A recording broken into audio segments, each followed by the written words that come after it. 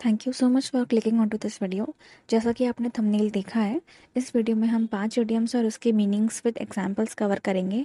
वो 5 इडियम्स हैं: hear it on the grapevine, green with envy, a plum job, the cherry on the cake and spill the beans. So let's get started.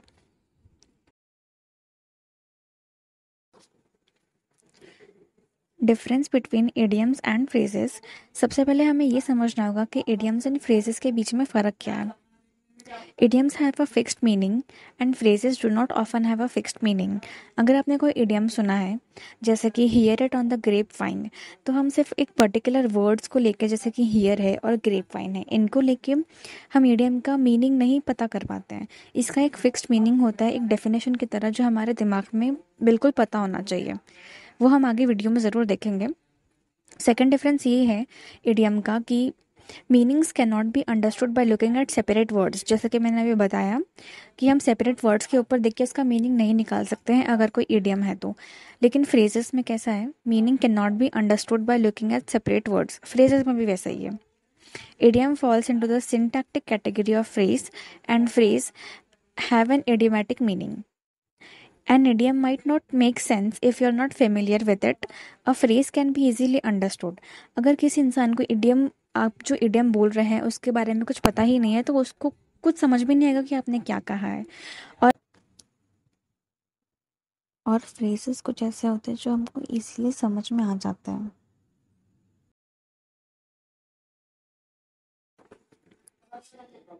हमारा सबसे पहला idiom है hear it on the grapevine. इसका meaning होता है to hear और learn of something through an informal means of communication, especially gossip. या फिर इसको अगर और आसान भाषा में कहा जाए तो to hear rumours about something. किसी अननेचुरल सोर्स या फिर इनफॉर्मल सोर्स से, जैसे कि आपके किसी फ्रेंड ने आपको बताया कोई भी न्यूज़, तो वो इनफॉर्मल सोर्स हुआ और उसने आपको जो बात बताई वो ज़्यादा से ज़्यादा कोई फेक न्यूज़ होगी या फिर कोई र्यूमर होगा या कोई गॉसिप होगा। तो तब हम बोलेंगे hear it on the grapevine.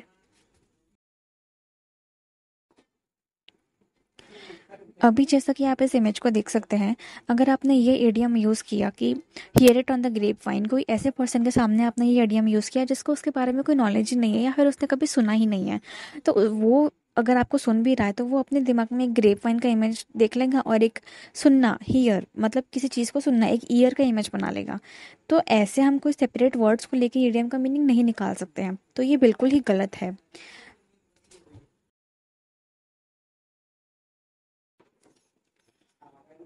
इसका बिल्कुल सही और सही मतलब है ये फेक न्यूज़ का जो इमेज देख रहे हैं आप, ये बिल्कुल करेक्ट है।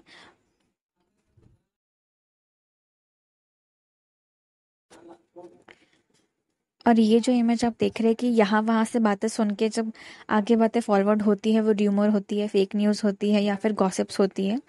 तो ऐसे कोई भी र्यूमर या फिर गॉसिप फैलता है कोई भी इनफॉर्मल सोर्सेज से, तो वहाँ पे हम ये इडियम बिल्कुल यूज़ कर सकते हैं, hear it on the grep wine.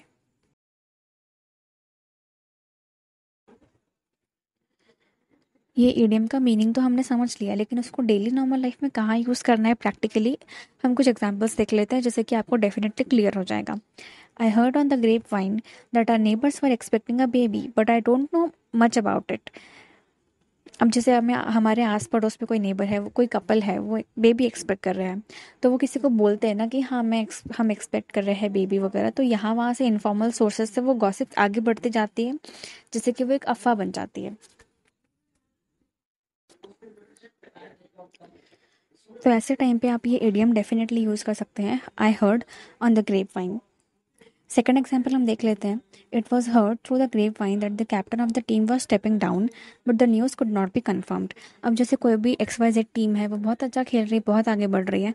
अब उसके जो अपोजिट टीम्स होते हैं, कहीं ना कहीं दे स्टार्ट फीलिंग जेलस कि भाई ये हमसे बहुत अच्छा खेल रही है, तो वो टीम क्या करती है, इस टीम के बारे में अफवाहें फैलाना शुरू कर देती है यहाँ वहाँ सोर्सेज से, उस टीम को डीमोटिवेट करने के लिए, डिमोरलाइज करने के लिए और उनका अपने प्रैक्टिस से ध्यान कहीं ना कहीं भटकाने के लिए ऐसे लोग स्ट्रैटेजीज यूज़ कर सकते हैं। तो आपको ऐसे कोई र्यूमर पता चलती है यहाँ वहाँ से, तो आप ये इडियम यूज़ कर सकते हैं, heard through the grep wine.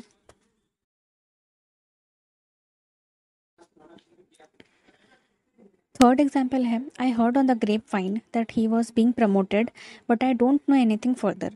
अब आप कोई ऑफिस में काम करते हैं, आपके कलीग्स में से कोई एक जन प्रमोट हो रहा है और आप नहीं हो पा रहे, तो यहाँ वहाँ से आपको सुनने में अफवाह सुनने में आती है कि भाई उसको प्रमोट कर रहे हैं, लेकिन ऐसा सुनने में आया है कि उसे प्रमोट कर रहे हैं, लेकिन उसके आगे का मुझे कुछ नहीं पता। तो वहाँ पे आप ये इडियम यूज़ कर सकते हैं, heard on the grapevine. और फोर्थ एग्जाम्पल है, we heard on the grapevine that our company would be taken over by another one, but the official communication says otherwise. तो ऐसी अफवाहें हर जगह में कहीं ना कोई फैलाने को रेडी ही रहता है, ताकि सामने वाले को हम कहीं ना कहीं डीमोटिवेट कर सके खुद को आगे बढ़ाने के लिए। तो कंपनीज भी कहीं ना कहीं ऐसे स्ट्रैटेजीज यूज़ करती हैं या फिर करती होंगी। तो वहाँ पे आप ऐसे एडियम यूज़ कर सकते हैं, we heard on the grapevine. और पांचवा सेंटेंस इसी इडियम के बारे में आपको बनाना है, और आप मुझे डेफिनेटली कमेंट सेक्शन में कमेंट करके बताइए कि आपको ये इडियम का मीनिंग, सेंटेंसेस, एग्जाम्पल सब कुछ समझ में आ रहा है कि नहीं आ रहा है। आप तुरंत अगर कोई सेंटेंस अपने दिमाग में अभी के अभी बना लेंगे, अभी इसी इडियम को लेके आपके दिमाग में पांचवा सेंटेंस आपने क्या बनाया है, प्लीज़ मुझे डेफिनेटली कमेंट सेक्शन में कमेंट करके बताइए। बिकॉज क्या होता है जनरल प्रैक्टिकल लाइफ में कि अगर हमने कोई तुरंत न्यू चीज़ सीखी है, आप तुरंत उसको प्रैक्टिकल लाइफ में अप्लाई कर लीजिए और प्रैक्टिस करिए। जैसे ही आप ये चीज़ करेंगे और आप तुरंत एक सेंटेंस अभी बना लेंगे, तो क्या होगा कि आपकी ये जो इडियम है उसका मीनिंग, एग्जाम्पल वगैरह वो शॉर्ट टर्म मेमोरी से लेके लॉन्ग टर्म में, वहाँ से निकल के लॉन्ग टर्म मेमोरी में बिल्कुल शिफ्ट हो जाएगा वो, और वो आपके डेली यूज़ में, डेली सेंटेंसेस में आने लगेगा। एक बार जब ऐसा हो जाएगा तो वो चीज़ बहुत नॉर्मल हो जाएगी आपके लिए, और ऐसे ही करके इंसान सीखता है और अपने आप को डेली लाइफ में इम्प्रूव करता है। तो आप तुरंत तुरंत एक सेंटेंस बना लीजिए, चाहे टूटा फूटा हो, चाहे कैसा भी हो, या परफेक्ट हो, जो भी हो। आप मुझे बिल्कुल कमेंट सेक्शन में कमेंट करके बताइए कि आपने, आपके दिमाग में क्या आया है तुरंत ही।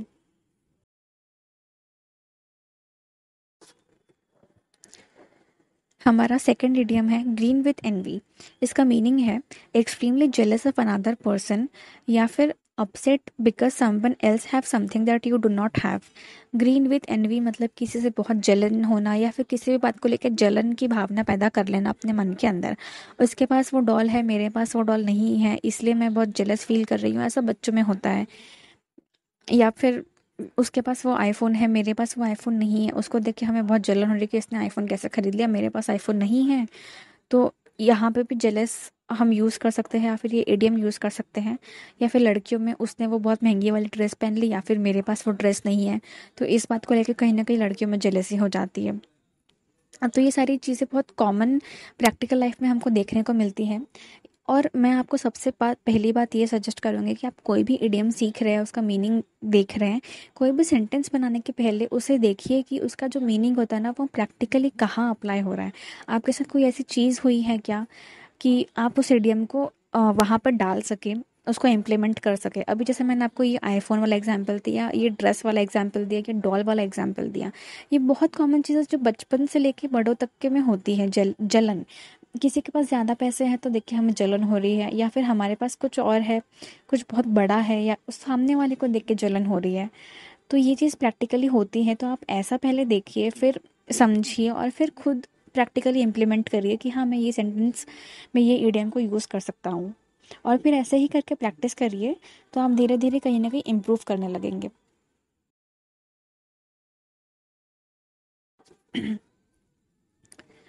अब जैसे कि आपने किसी के सामने ये इडियम बोल दिया, ग्रीन विथ एनवी, लेकिन उस इंसान को नहीं पता कि इसका मतलब क्या होता है और आपने क्या कह दिया, तो वो आपके पर्टिकुलर सेपरेट वर्ड्स को देख के मीनिंग निकालने की कोशिश करेगा और कुछ तो कुछ एक इमेज बना लेगा। तो वो कुछ ऐसा होगा, ग्रीन मतलब कुछ भी हरा भरा तंदुरुस्त टाइप का, वो ऐसा सोच लेगा।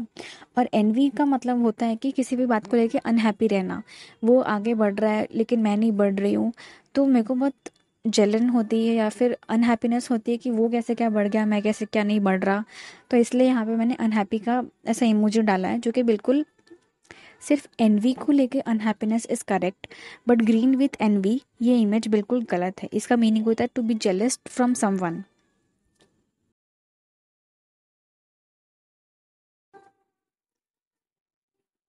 अब जैसे कि आप ये वाला इमेज देख रहे हैं, ये कपल जो है, इनके बीच में कोई थर्ड पर्सन को लेके ऐसा इमेज दिखाया है। प्रैक्टिकली भी ऑफ कोर्स होता है, लोगों के ब्रेकअप्स हो जाते हैं, शादी के बाद डिवोर्स हो जाता है कुछ भी रीज़न से। कहीं ना कहीं थर्ड पर्सन अगर थर्ड पर्सन का इंटरफेरेंस ज़्यादा हो गया तो लोग मतलब पार्टनर्स में कहीं ना कहीं जेलेसी की फीलिंग ज़्यादा बढ़ जाती है और कुछ ना कुछ लेके अनबन होती है। तो वहाँ पे आप ये एडियम यूज़ कर सकते हैं, green with N V.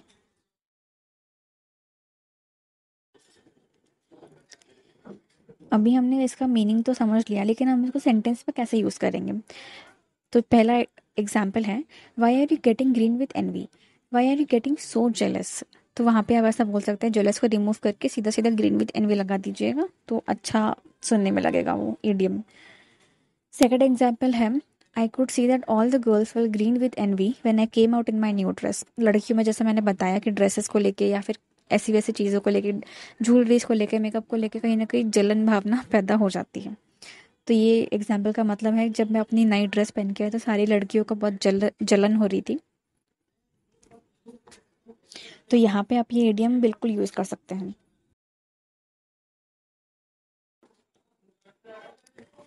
When I told Emma about the confirmation letter, she was green with envy. जब मैंने एमा को बताया अपने कंफर्मेशन लेटर के बारे में, उसको बहुत जलन होने लगी। कहीं ना कहीं प्रैक्टिकल लाइफ में भी होता है, आपको कोई आगे बढ़ता देख लोगों से बर्दाश्त नहीं होता है एंड उनको बहुत जलन जलन होने लगती है। तो वहाँ पे आप ये किसी को ईडियम अगर बोलना है ऐसा कुछ कि आपको मुझसे इतनी जलन क्यों हो रही है, तो वहाँ पे आप ये ग्रीन विथ एनवी वाला ईडियम डेफिनेटली यूज़ कर सकते हैं। फोर्थ एग्जाम्पल है, my engagement ring made my friends green with envy. मेरे जो सगाई की अंगूठी थी उनको देख के मेरे दोस्तों को बहुत जलन होने लगी। तो ऐसे ये वाला जो इडियम है आप यहाँ यूज़ कर सकते हैं, कहीं भी जेलसी अगर आपको वर्ड यूज़ करना हो तो। पांचवा सेंटेंस आपके दिमाग में क्या आ रहा है, आप तुरंत मुझे कमेंट सेक्शन में कमेंट करके ज़रूर बताइएगा कि आपके क्या थॉट्स है इस इडियम को लेके।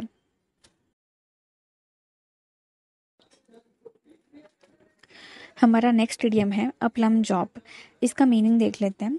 अ desirable position which is well paid and considered relatively easy is called a plum job. मतलब कि कोई भी ऐसा पोजीशन जो करने को बहुत आसान हो और उसके लिए ज़्यादा से ज़्यादा हमको सैलरी मिलती है वो काम करने के लिए।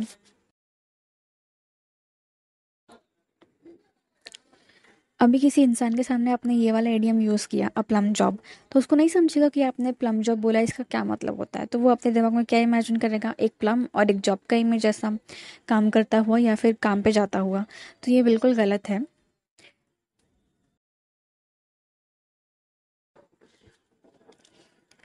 अगर आप नेक्स्ट इमेज में देखेंगे तो मैंने जैसा कि आपको डेफिनेशन बताया था, जॉब करना जो कि बहुत आसान है और जिसके लिए आपको ज़्यादा सैलरी मिल रही है, ये करेक्ट इसका मीनिंग होता है।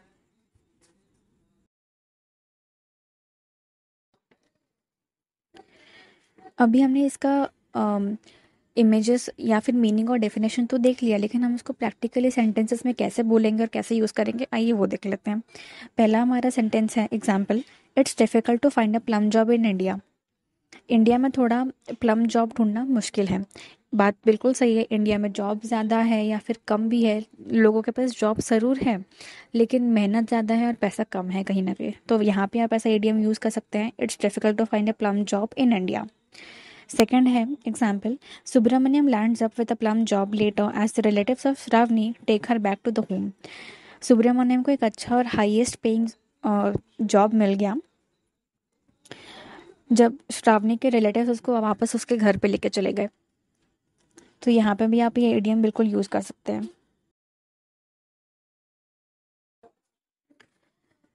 दो और एग्जाम्पल हम देख लेते हैं ताकि आपको और अच्छे से क्लियर हो जाए। Mister Pope had a plum job and respects the journal for being an honest newspaper. Fourth है, how did she catapult from dropping out of college to landing a plum job. ऐसे जगहों पे आप plum job idiom definitely use कर सकते हैं। ऐसे ही अपने एग्जाम्पल्स आप बनाइए, चाहे कैसा भी हो, टूटे फूटे हो, छोटे सेंटेंस हो, बहुत ही बड़ा सेंटेंस हो, कहीं ना कहीं आप इसको यूज़ करिए। पहले आप हिंदी में बना के देखिए, ये इडियम को वहाँ डालिए और फिर इसको इंग्लिश में भी ट्रांसलेट कर लीजिए एंड मुझे कमेंट सेक्शन में ज़रूर कमेंट करके बताइएगा कि इस इडियम को लेके आपके दिमाग में कौन से सेंटेंसेस आ रहे हैं।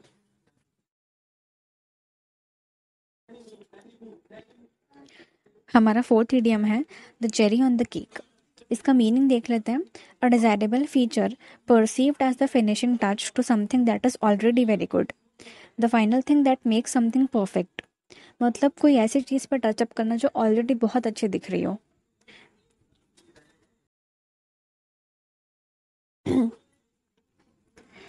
जैसा कि आप ये इमेज देख रहे हैं, आप नाम से सेपरेट नहीं कर सकते, इसकी वर्डिंग से सेपरेट नहीं कर सकते। अगर आपने किसी इंसान के सामने बोल दिया the cherry on the cake, अब उसको पता ही नहीं कि इसका मीनिंग क्या है, तो वो क्या समझेगा कि एक केक है और उसके ऊपर हमने चेरी रख दिया है, जो कि बिल्कुल ही गलत है।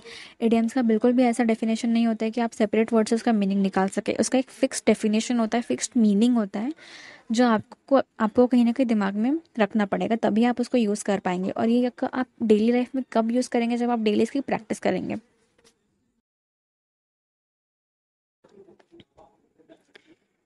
मेरे हिसाब से ये इमेज कहीं ना कहीं इस इडियम में सही सेटअप हो रहा है, इसलिए मैंने इसे यहाँ यूज़ किया है। जैसे आप देख सकते हैं कि एक विमेन है, वो मेकअप यूज़ कर रही है। तो विमेन जो है, जो लड़कियां हैं, जो औरतें हैं, वो नेचुरल वे में बिल्कुल ज़्यादा ब्यूटीफुल होती हैं, उन्हें कोई भी एक्सटर्नल टचअप्स की बिल्कुल ज़रूरत नहीं होती है। बट ठीक है, उनको अगर लगता है कि उन्हें ये सब चीज़ें चाहिए, उनके स्किन पे यूज़ करनी है, उन्हें मेकअप्स एंड ऑल, जिससे वो और सुंदर दिखे और परफेक्ट दिखे, तो इसमें कोई गलत बात नहीं है। That is something we would call it as the cherry on the cake.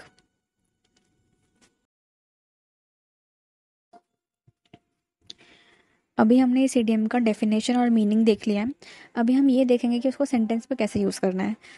There, with the help of a graphic designer, Jan Penners, he created the cherry on the cake. Graphic designer की मदद से उसने create किया the cherry on the cake. यहाँ पे आप ये idiom use कर सकते हैं। और नेक्स्ट है listen, now I am so happy, if it could happen it would be the cherry on the cake. यहाँ पे भी आप ये इडियम बिल्कुल यूज़ कर सकते हैं, फाइनल टचअप वगैरह जहाँ आपको यूज़ करना है।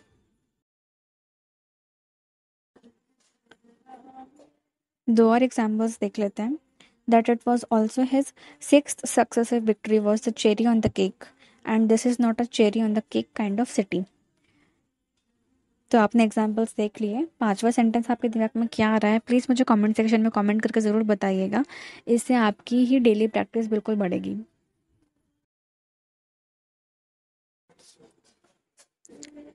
स्पिल द बीन्स, ये हमारा नेक्स्ट इडियम है। इसका मीनिंग होता है टू रिवील अ सीक्रेट, या फिर to reveal secret information unintentionally और इनडिस्क्रीटली। किसी भी चीज़ को, किसी भी सीक्रेट या राज को ओपन कर देना, भले ही अनजाने में ही सही, तो वहाँ पे हम ये बोलेंगे स्पिल द बीन्स।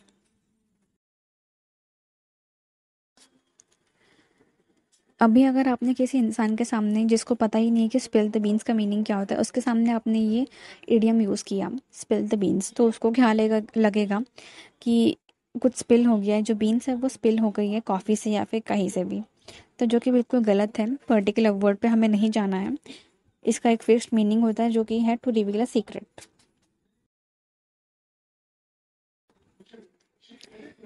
इस इमेज में आप जैसा कि देख रहे हैं कि कोई सीक्रेट है जो कि हमें नहीं रिवील करना चाहिए, लेकिन हम बातों बातों में अपने मुंह से निकाल देते हैं कि, और सीक्रेट रिवील हो जाता है, तो वहाँ पे हम बोलेंगे the spill, to spill the beans. तो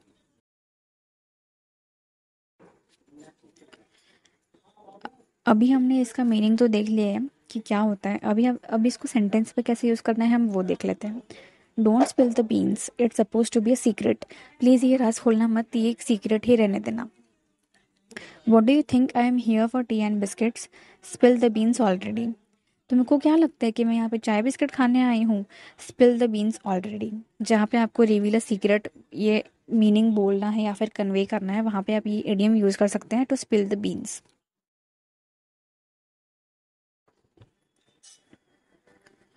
दो और एग्जाम्पल हम देख लेते हैं।